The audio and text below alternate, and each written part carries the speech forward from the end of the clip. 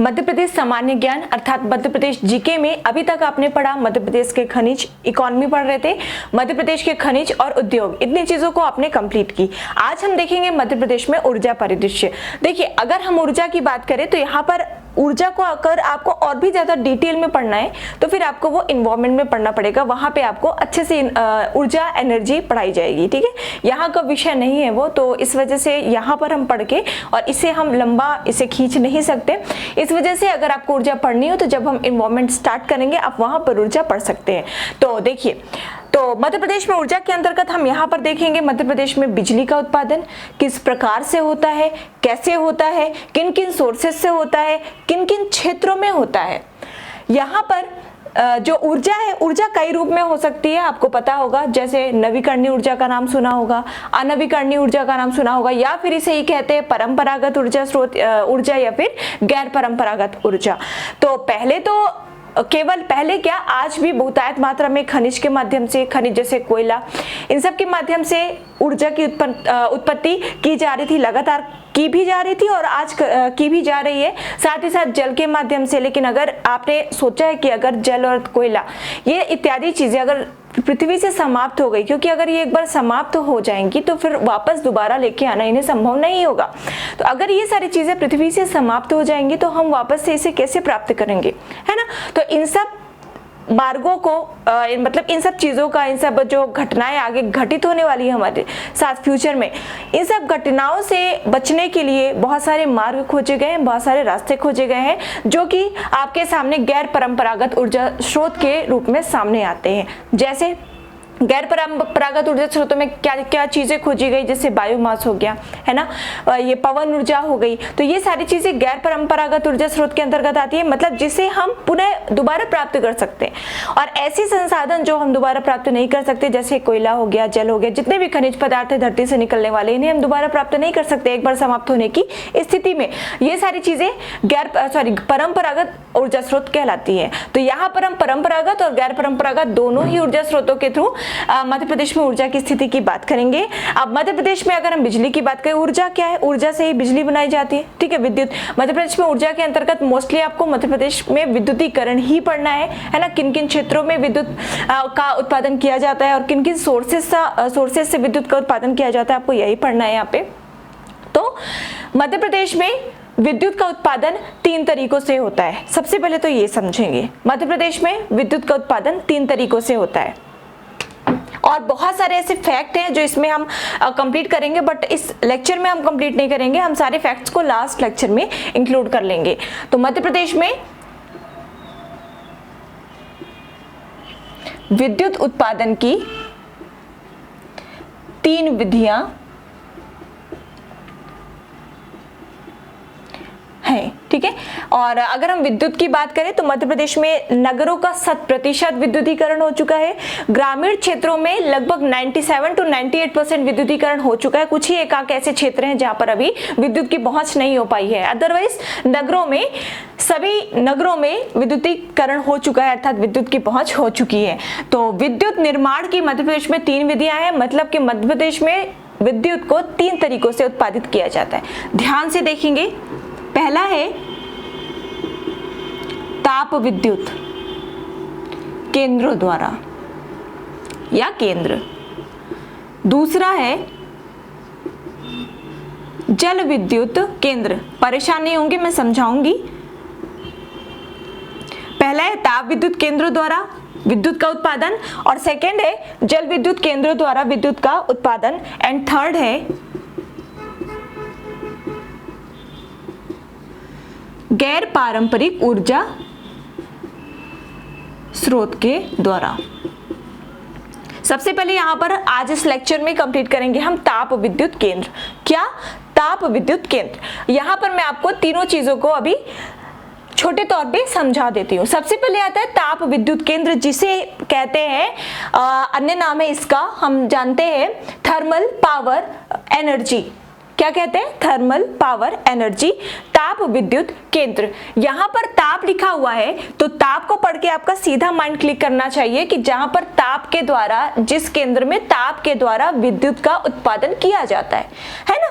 अब ये ताप के द्वारा तो किया जाता है, लेकिन ताप कैसे हम प्राप्त करते हैं, तो ताप जो है वो कोयले से प्राप्त किया जाता है। किसे, कोयले से प्लस जल से। मोटे तौर पर आप ये समझेंगे कि ऐसे केंद्र जहां पर कोयला और जल का यूज करके, ध्यान से सुनेंगे, ऐसे केंद्र जहां पर कोयला और जल का यूज करके विद्युत का उत्पादन किया जाता है, ऐसे केंद्र कहलाते हैं ताप विद्युत केंद्र, या फिर ऐसी एनर्जी कहलाती है थर्मल पावर एनर्जी।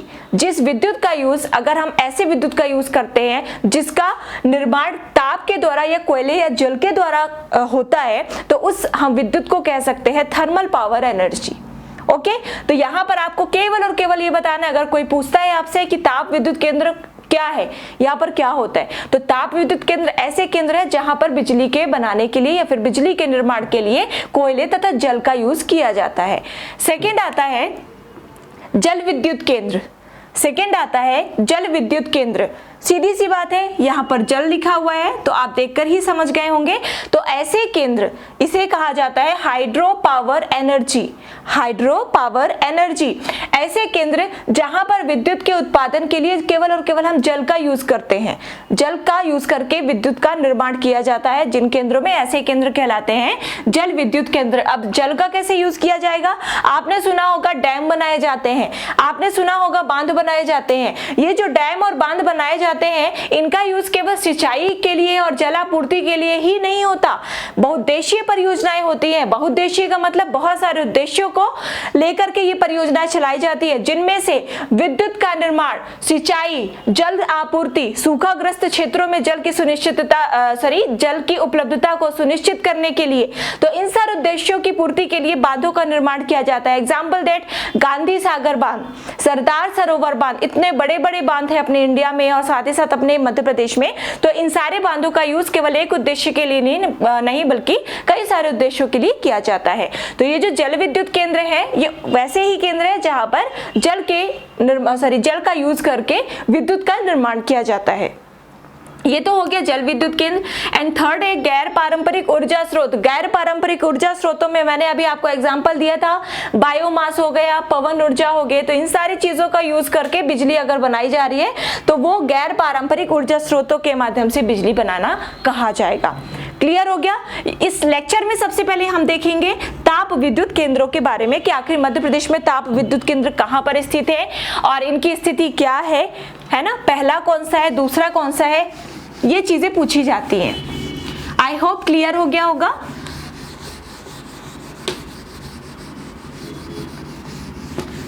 हम देखेंगे थर्मल पावर एनर्जी।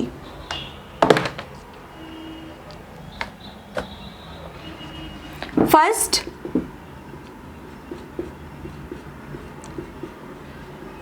ताप विद्युत केंद्र।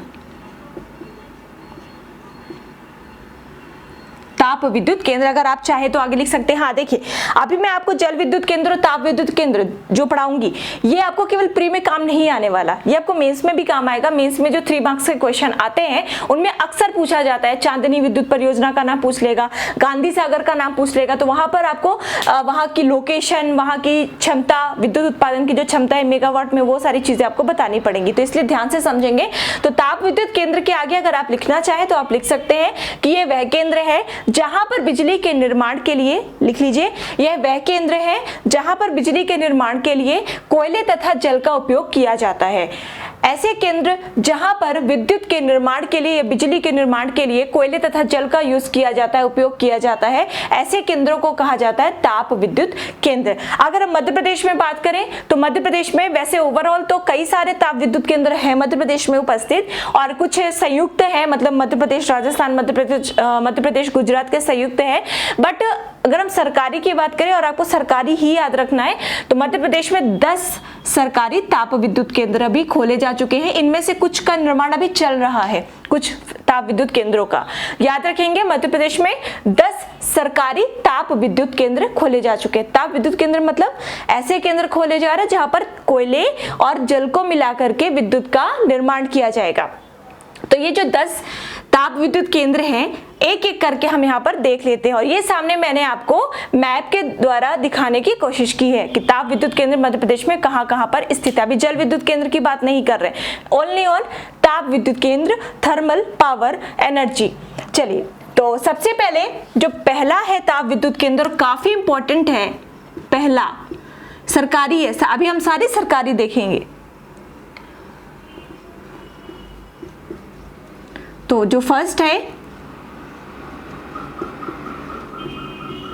वो है चांदनी ताप विद्युत केंद्र। अब आप मैप में खोज लीजिए कि चांदनी ताप विद्युत केंद्र कहां पर स्थित है। तो अगर आप देख पाए तो ये रहा चांदनी ताप विद्युत केंद्र, ठीक है। तो ताप विद्युत केंद्र के बाद आप फर्स्ट पॉइंट डालेंगे चांदनी ताप विद्युत केंद्र, और चांदनी ताप विद्युत केंद्र के आगे अगर पॉइंट में लिखना चाहे तो पॉइंट में लिख सकते हैं, अगर आप पैराग्राफ में लिखना चाहें तो पैराग्राफ में लिख सकते हैं। फर्स्ट पॉइंट लिखेंगे आप इसमें कि मध्य प्रदेश का पहला ताप विद्युत केंद्र। इतना इंपॉर्टेंट है ये, इतना इंपॉर्टेंट है कि आप जब तक पेपर नहीं देखोगे तब तक मतलब ओल्ड पेपर्स नहीं देखोगे तब तक आपको इसकी इंपॉर्टेंस का पता नहीं चलेगा। तो मध्य प्रदेश का पहला ताप विद्युत केंद्र है कौन सा? चांदनी ताप विद्युत केंद्र। तो अगर पूछा जाता है कि मध्य प्रदेश का पहला ताप विद्युत केंद्र कौन सा है तो आपको वहां पर बताना पड़ेगा चांदनी ताप विद्युत केंद्र। क्लियर हो गया? सेकेंड, अब हम देख लेते हैं इसकी स्थापना कब हुई है, क्योंकि पहला है तो इसकी स्थापना हर हालत में आपको रटनी ही पड़ेगी। ओके, तो चांदनी ताप विद्युत केंद्र की स्थापना हुई थी 1953 में। सोचिए, जब हमारे मध्य प्रदेश का गठन भी नहीं हुआ था तभी से चांदनी ताप विद्युत केंद्र स्थापित किया जा चुका था, इसलिए आपको ये याद रखना है। अब ये है कहां पर? स्थापना लिख लिया 1953। अब हम स्थान देख लेते हैं, ये है कहां पर? तो चांदनी ताप विद्युत केंद्र है नेपानगर में। यहां पे देखिए नेपानगर में, ठीक है। और नेपानगर कहां पर है? बुरहानपुर में। नेपानगर कहां पर है? बुरहानपुर में। अब नेपानगर से एक और बात याद आई, हमने उद्योगों में नेपानगर से संबंधित एक और फैक्ट पढ़ा था कि नहीं पढ़ा था? याद कीजिए क्या पढ़ा था, रिमाइंड कीजिए तभी आपको याद आएगा। तो बता देती हूं मैं, नेपानगर में आप कागज की एक आपने मिल पढ़ी थी, कागज की एक मिल पढ़ी थी और बहुत ज्यादा फेमस है नेपानगर उसकी वजह से। तो जो कागज की मिल है नेपानगर वाली, उस मिल को बिजली चांदनी ताप विद्युत केंद्र से ही प्रदान की जाती है। तो यहाँ पर आप कनेक्ट कर सकते हैं, क्वेश्चन भी पूछा जा चुका है कि नेपानगर कागज मिल को बिजली किस ताप विद्युत केंद्र या फिर किस केंद्र से प्राप्त होती है। तो यहाँ पर आपका आंसर हो जाएगा चांदनी ताप विद्युत केंद्र। जिन्हें ये नहीं पता होगा कि चांदनी ताप विद्युत केंद्र कहाँ पर है तो वो शायद इसे कोरिलेट नहीं कर पाएंगे। अगला पॉइंट डाल के आप लिख सकते हैं नेपानगर कागज मिल को या पेपर मिल को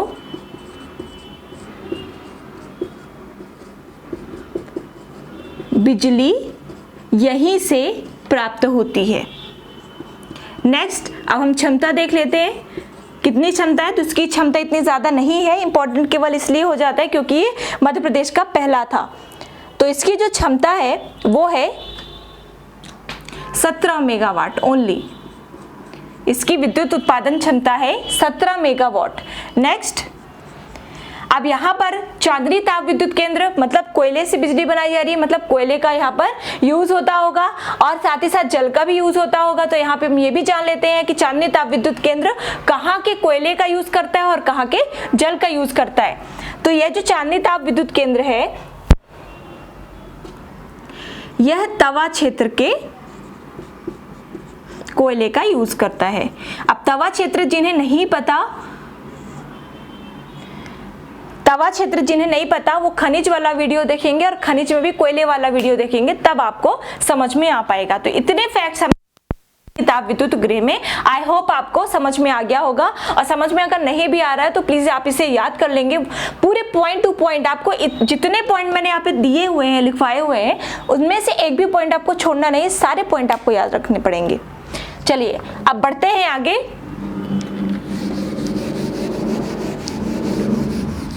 तो पहला तो हमारा हो गया चांदनी ताप विद्युत केंद्र। बढ़ते हैं आगे अपने दूसरे ताप विद्युत केंद्र की ओर, और वो है, हम बात करेंगे अमरकंटक ताप विद्युत केंद्र। तो यहां पे आप लिखेंगे सेकेंड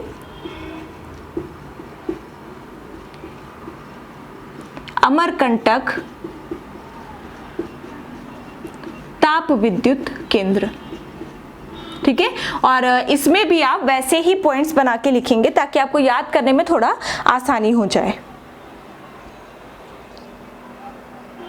चलिए फर्स्ट पॉइंट लिखेंगे। सबसे पहले तो ये देखना बनता है कि अमरकंटक ताप विद्युत केंद्र है कहां पर। तो अमरकंटक कहां पर है? अमरकंटक किस जिले में आता है? अमरकंटक आता है अनूपपुर में। अमरकंटक आता है अनूपपुर में। तो अमरकंटक ताप विद्युत केंद्र भी कहां पर होगा? अनूपपुर में होगा। नेक्स्ट पॉइंट लिखेंगे, क्षमता लिख लीजिए इसकी। जो इंपॉर्टेंट है वो मैं आपको अलग से बता दूंगी। क्षमता है इसकी 490 मेगावाट, मतलब 490 मेगावाट विद्युत का उत्पादन करता है अमरकंटक ताप विद्युत केंद्र। और यह कोयले और जल का प्रयोग कहां से करता है? कोयला कहां से आता है? तो यह सोहागपुर कोयला क्षेत्र का कोयला यूज करता है। सोहागपुर कोयला क्षेत्र का कोयला यूज करता है, साथ ही साथ सोन नदी का यह जल यूज करता है, ठीक है। सोन नदी का यह जल यूज करते हैं। कौन सा? अमरकंटक। तो यहाँ पर 3 पॉइंट्स मैंने लिखाए हैं, अमरकंटक के लिए ये काफी है। तो अनूपपुर में स्थित है ये, क्षमता है इसकी 490 मेगावाट, और सोहागपुर कोयले क्षेत्र का ये कोयला यूज करता है, सोन नदी का ये पानी यूज करता है। सोहागपुर कोयला क्षेत्र जो कि मध्य प्रदेश का सबसे बड़ा कोयला क्षेत्र है ना। मतलब मध्य प्रदेश में कोयले की जो आपूर्ति होती है वो सर्वाधिक सोहागपुर क्षेत्र से ही होती है। चलिए नेक्स्ट पॉइंट डालेंगे।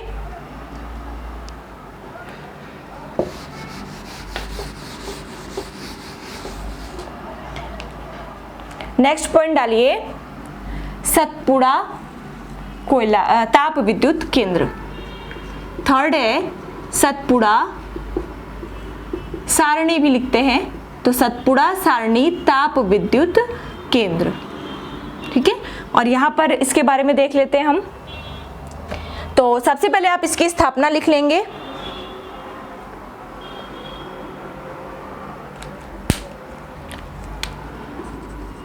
स्थापना लिखिए। सतपुड़ा सारणी ताप विद्युत केंद्र की स्थापना की गई थी 1967 को। कब की गई थी? 1967 को। नेक्स्ट, ये स्थित कहां पर है? लोकेशन देखिए, यहां पर कौन सा जिला है मध्य प्रदेश का? बैतूल। सतपुड़ा क्षेत्र है वो पूरा, है ना। तो स्थित है ये बैतूल में। सतपुड़ा सारणी ताप विद्युत केंद्र स्थित है बैतूल में। इसकी स्थापना हुई थी 1967 को। इसकी क्षमता लिख लेते हैं।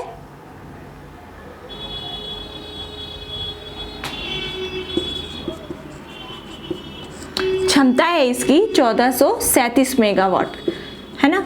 मतलब सही है, काफी बड़ी मात्रा में ये विद्युत का उत्पादन करता है। तो स्थान है कहां पर? ये बैतूल में। स्थापना हुई थी इसकी 1967 को। क्षमता है इसकी 1437 मेगावाट की, है ना। और यह जो सतपुड़ा सारणी विद्युत केंद्र है आपका, यह 2 राज्यों मध्य प्रदेश और राजस्थान का सम्मिलित है। ये मध्य प्रदेश और राजस्थान का सम्मिलित है ना।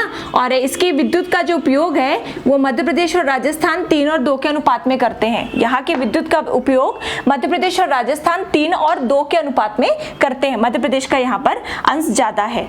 तो सतपुड़ा सारणी का भी हो गया। आगे बढ़ते हैं।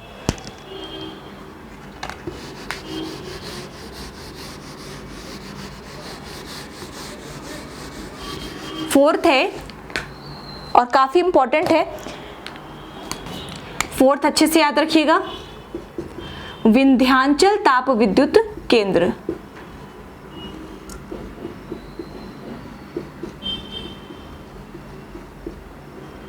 विंध्याचल ताप विद्युत केंद्र। अब आप पूछेंगे, आप सोचेंगे कि विंध्याचल ताप विद्युत केंद्र क्यों इंपॉर्टेंट है, तो वो इंपॉर्टेंट इसलिए है कि मध्य प्रदेश बड़ा ताप विद्युत केंद्र है। मध्य प्रदेश का सबसे पहला ताप विद्युत केंद्र चांदनी ताप विद्युत केंद्र, मध्य प्रदेश का सबसे बड़ा ताप विद्युत केंद्र विंध्याचल ताप विद्युत केंद्र। तो पॉइंट डाल के लिख लेंगे कि मध्य प्रदेश का सबसे बड़ा ताप विद्युत केंद्र है और काफी इंपॉर्टेंट है ये। 3 नंबर में भी पूछा जा सकता है मेंस में आपके। है कहां पर, ये स्थान डाल लेंगे, तो यहाँ पर आप लोकेशन देखेंगे पहले तभी याद रहेगा। ये है विंध्याचल ताप विद्युत केंद्र, ठीक है। तो ये कहाँ पर स्थित है, सिंगरौली में। विंध्याचल ताप विद्युत केंद्र स्थित है सिंगरौली में, या फिर कह सकते हैं बैढन में, है ना, बैढन सिंगरौली में ही आता है। तो ये जो विंध्याचल ताप विद्युत केंद्र है ये स्थित है बैढन में या फिर सिंगरौली में। मध्य प्रदेश का सबसे बड़ा ताप विद्युत केंद्र है, और चूंकि मध्य प्रदेश का सबसे बड़ा ताप विद्युत केंद्र है तो इसकी क्षमता भी आपको याद रखनी पड़ेगी। तो इसकी जो क्षमता है वो है 3260 मेगावाट। एक सेकेंड,